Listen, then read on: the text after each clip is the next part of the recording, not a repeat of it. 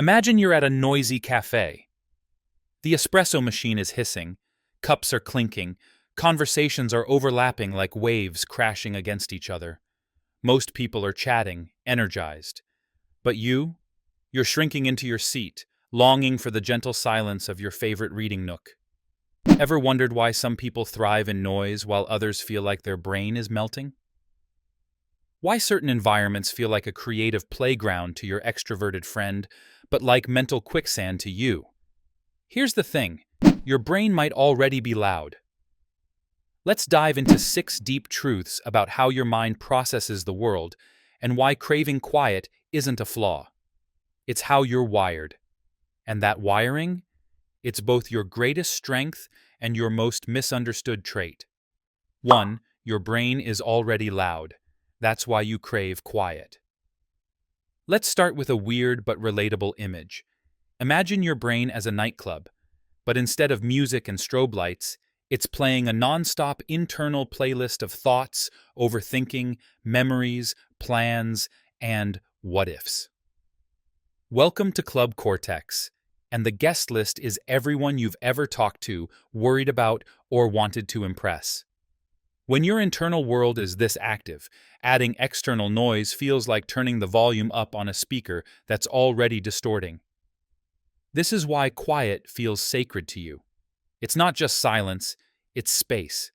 It's the pause that allows your mind to organize the chaos. Think of it like a library. Ideas shelve themselves, emotions get cataloged, and everything makes a little more sense. In contrast, too much stimulation is like trying to sort your thoughts during a rock concert. The external world drowns out your inner processing.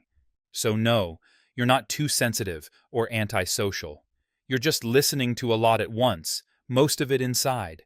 Quiet isn't the absence of sound, it's the oxygen your brain breathes. 2.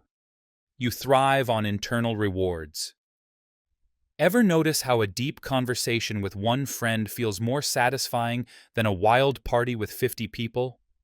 Or how spending hours mastering a new skill, solving a complex puzzle, or getting lost in a great book leaves you feeling energized, not drained? That's no accident. It's your brain chemistry talking. Introverts are more attuned to what psychologists call internal rewards. While extroverts chase dopamine hits from the outside world, think loud music, group activities, or spontaneous social events, introverts often find their happy hormones light up in quieter, more personal victories. Things like cracking a tough code or finishing a passion project, understanding a new idea deeply and fully, journaling or reflecting after a long day, getting absorbed in a solo hobby like writing, drawing, or gardening. Don't force yourself to chase external rewards just because the world praises them. Lean into the activities that quietly light you up. They're not less exciting, they're your fuel. 3. You're designed to notice what might go wrong. Let's say you're walking into a new restaurant. Your extroverted friend is scanning for open tables. Who's here? What smells good? You?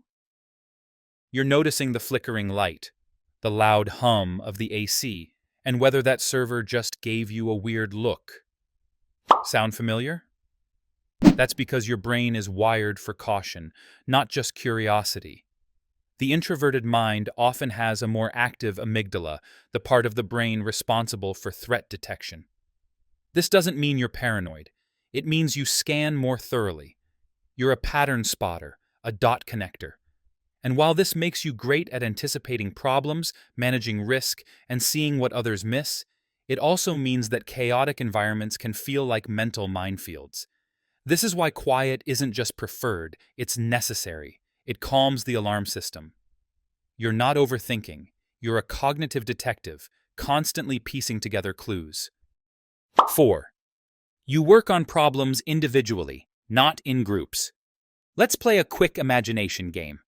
You're working on a tough problem. Would you rather A.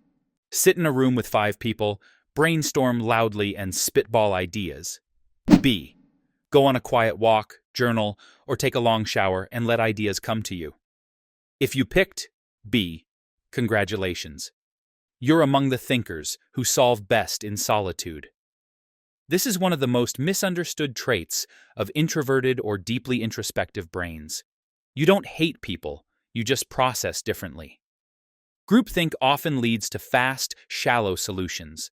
Your brain, however, does best with time and space to wander, meander, and test ideas silently. Steve Wozniak, Apple's co-founder, once said, "Work alone. You're going to be best able to design revolutionary products and systems if you're working solo." The world celebrates charismatic collaborators, but it's often the lone tinkerers who change everything. Real-world tip. Schedule your best thinking time when no one can reach you. That's when your genius whispers. 5. You think in layers, not in real time. Ever felt like you're not slow, just deep? You're in a group discussion, someone throws out a new idea, and while everyone is tossing around hot takes like popcorn, you're still processing. 5 minutes later, you've connected it to 3 other ideas, a book you read last year, and that strange dream you had last night. That's because you think in layers, not snapshots. Instead of reacting instantly, your brain starts weaving, layering the idea into a complex web of thoughts, memories, and emotions. It's like your mind is cooking a slow stew, while others are microwaving instant noodles. This kind of thinking takes time, space, and quiet, but it also produces richer insights. You're not the one blurting the first thought. You're the one who might later say something that changes the whole conversation. If extroverted brains are jazz improvisers, your brain is a classical composer, structured, thoughtful, and emotionally resonant. 6. You feel more, but you also label it better. Your brain is not only more sensitive to emotions, it's also better at understanding them. Think of your emotional awareness like a high-resolution camera. You don't just feel bad, you feel disappointed, disconnected, understimulated, or vulnerable. You have a deeper emotional vocabulary, and that gives you an edge. Psychologists call this emotional granularity, the ability to label what you're feeling with accuracy. And research shows it's a powerful tool for resilience. The more precisely you can name an emotion, the more power you have to manage it. In a way, you're not just feeling deeply, you're also decoding your own inner world in vivid color. While others might be colorblind to their emotions, you're seeing the full 64-pack of Crayola feelings, and that, my friend, is a superpower. You're not broken, you're brilliantly built. If you've ever felt like the world was too loud, too fast, or too demanding, you're not too much or not enough. You're simply operating on a different frequency, a quieter one, a deeper one, a more finely tuned one. In a world that praises the loudest voice in the room, it's easy to doubt your quiet strength. But let this be your reminder. Your craving for quiet isn't weakness, it's wisdom. Your layered thinking isn't delay, it's depth. Your emotion sensitivity isn't fragility, it's insight.